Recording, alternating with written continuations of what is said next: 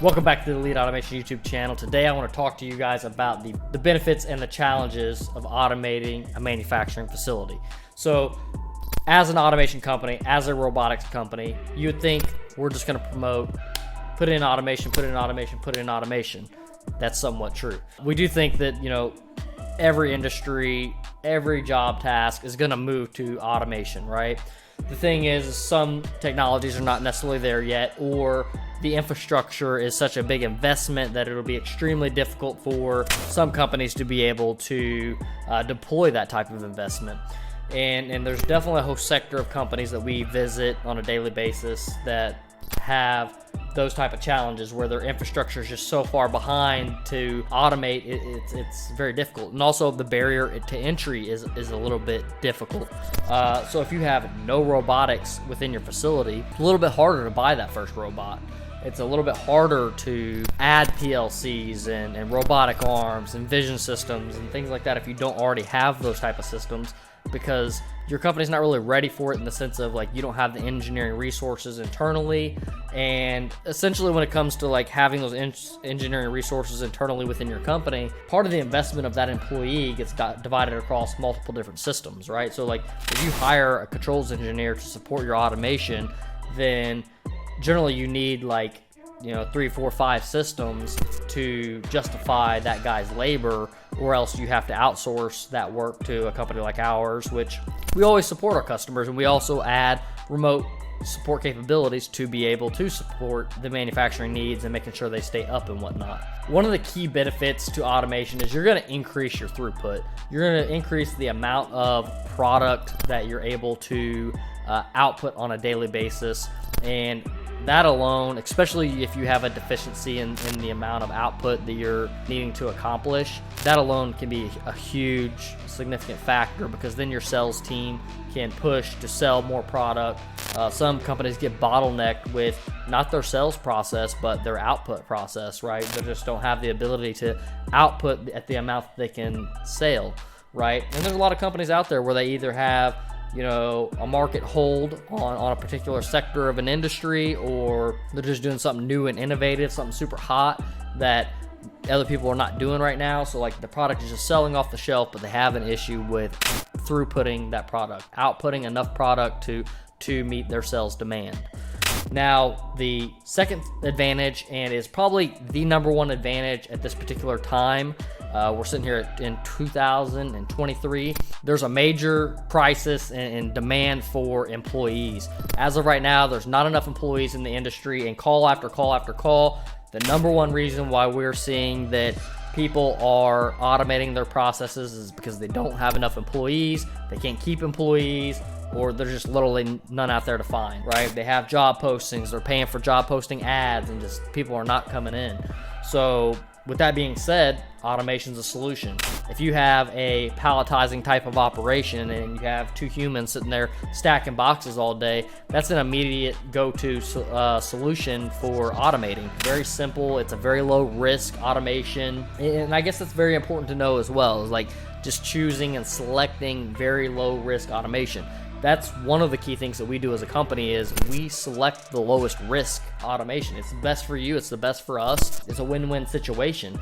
And generally, your lower risk solutions are also your more cost-effective solutions. It's your lower investment solution. Not always, but it tends to be that way a lot of times. So with the employee crisis and people not wanting to show up to work, as you can tell, anything that's a hard and dangerous job, a robot doing that task is the robot's not going to call into work. The robot's not going to go on break and then not come back. The robot will be there and is going to continue doing its job for years and years to come, right? Generally, something like a palletizing robot is going to last you 10, 20 years in production.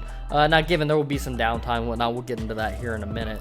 But these systems are going to be much more reliable than having a human individual worrying about them showing up to work every day, worrying about them showing up after they go to lunch or go to on a 5-10 minute break, said let me go to the bathroom, and then they don't show back up again. Another big benefit of automation is quality control. So automation, you have your robotic side of things, you have your vision side of things. Just the robotic side of things alone, your quality control can go up, because the robot is always going to pick things up and set in the same place every single time. So when you go to something as simple as robotic palletizing, the robot's always going to place the box at the exact same spot every single time. So if you ever have an issue with your box out of alignment, you shift it in the program a little bit on the user interface, right? And then boom, the robot's going to place it in that new defined position every single time. Whereas if at the end of the line you have a bunch of guys who really don't care about their job, they're just there to get a paycheck, they're just sitting there tossing boxes and boxes are falling off. And this is one example. Palletizing is a very small example, but there's a lot of things that are more mechanical type of operations. Like, let's go with like assembly work. You know, a lot of like automotive, like they use robotics for assembly, and then they'll have like a torque gun, and then that torque gun that's tightening in a bolt sends the data back to, you know, a database that tracks that data, so that way they know exactly how tight that bolt got tightened down. And if that bolt didn't get tightened down to specification, an alarm sounds. Somebody has to come over and assist with that operation and find out why there was a quality issue in the first place, and then from there be able to approve or deny whatever the quality defect is. And then you go into vision, right? There's vision applications where you can do vision inspection. You can also do vision location, so vision to locate parts, right? So that way whenever you pick up a part, you always pick it up in an appropriate way. And then there's vision inspection that can visually detect, like, if there's any particular issues with the part. Let's go injection molding, right? You're shooting a component like this, right? And maybe part of this corner here is missing. You can visually detect that, hey, that corner is missing from there. Or maybe this is black and maybe there's some like white specks in it, or like this has this white thing over top of it, right? Maybe that's not supposed to be there. And so you can very clearly detect that there's some type of foreign object on there, and that you need to flag the system to have somebody come over and assist it. So these are things that you're able to flag your quality people, your operators, and have them inspect the scenario and see what the issue is. And another big value to this is it doesn't take a quality assurance person, right? It can be an operator, but that robotic system is going to flag it, and it's going to say, hey, there's a quality issue here. It's going to document it. So even if the operator passes it along as a good part, it has been documented as it was a fail, right? And so if ever there's a discrepancy on that particular part on how it passed through, you can even know like what employee allowed that part to pass through. So that's a big thing in like the automotive sector. You see a ton of that, but it can really apply to all industries. Another huge reason why we see people automating is due to safety. There's some companies that they just have very, very hard tasks. They're dealing with a very hot material, very sharp material, a heavy payload, and all these different risk factors are playing into their employees getting injuries. And some of these injuries are as significant as death, right? And so whenever you have an injury where the significancy is death, it makes complete sense to automate that process, right? Like why would you take the risk in not automating that process? Or there's like things within the glass industry, like lacerations. Like if a piece of like automotive glass like skims across your arm before it's tempered and whatnot, then it's gonna just slice your arm right open, and you're gonna, just blood's gonna be gushing out everywhere, right? This is, I'm getting a little bit gruesome and whatnot here, but it's a very important thing to keep in mind. Like if there's some type of task like where somebody's like risking their life every single day, even if it like there's a lot of jobs where people go a long period of time and don't ever get injured, even though it's a very deadly job, right? Whenever it comes to like risk assessments, which is something I spent quite a bit of my career doing, you're analyzing things like how dangerous is this risk, how likely is this risk to occur, and through that, maybe it's something that's the occurrence rate is very low, but the probability of severe injury is very, very high. So just because you haven't had an injury in the past 5 years don't mean like tomorrow it doesn't result in somebody's life, or some major injury. And then you have some more things, some of the risk and dangers that are more of your prolonged safety factors, like ergonomical issues. And some of these ergonomical issues are very, very real, right? There's the side of manufacturing automation that says, oh, this is ergonomically not good, this person has to bend over and stand back up 100 times a day. Okay, yes, that's an ergonomic issue too, and don't take what I'm going to say in any other way, but that's different than you picking up a 45-pound object 100 times a day and having to put it inside of a box or stack it on a pallet or something like that, right? So whenever you're doing something where you're really putting a strain on your body every single day, some of those things are, you're getting occurrences maybe on a monthly basis where, the operator is just injuring themselves with like stacking boxes, or this one's heavier than they thought it was going to be, and they picked it up like they thought it was going to be like a 1-pound box, and it was a 30-pound box, and then they threw their back out.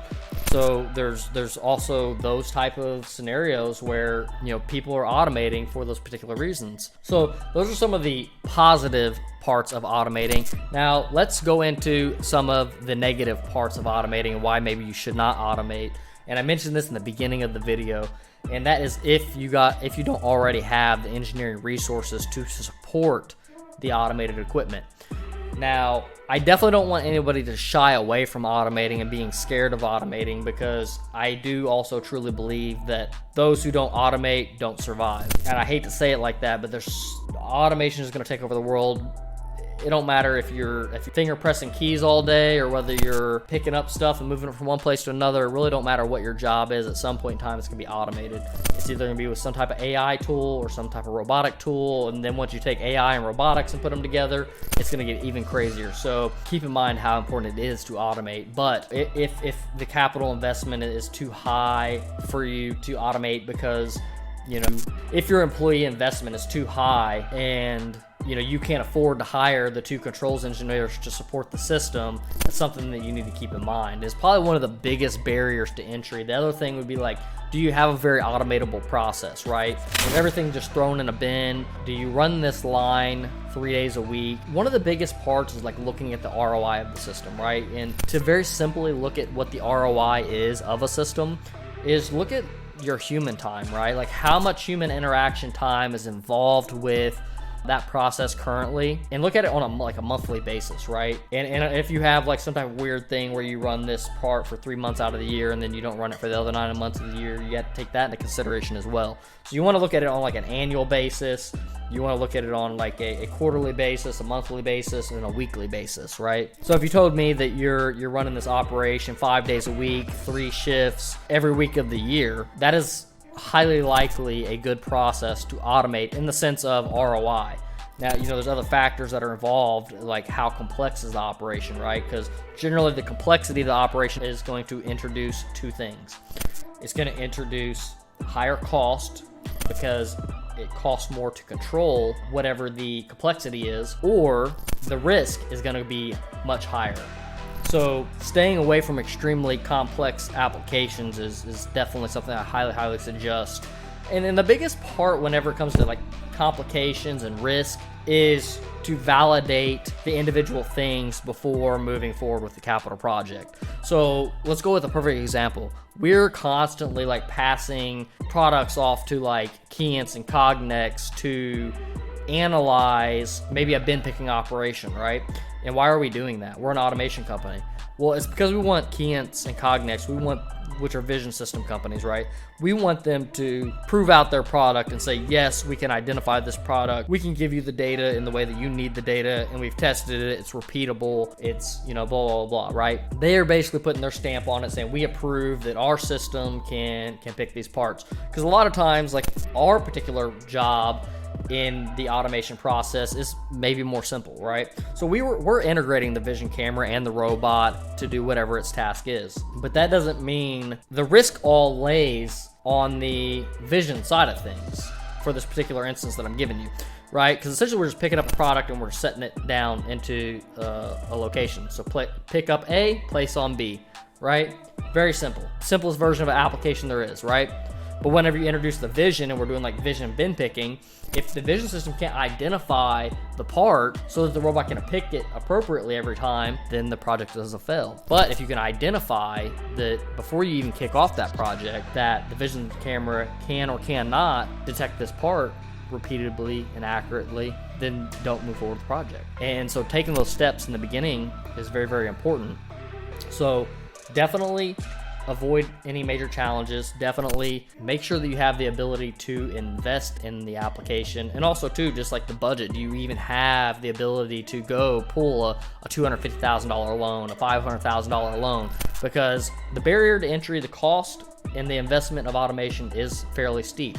You know, your most simple robotic applications are going to be $100,000 easy. By the time you buy a robot, you put in some engineering time, and that means you're basically just going to pick this up and set this back down. You're easily at $100,000.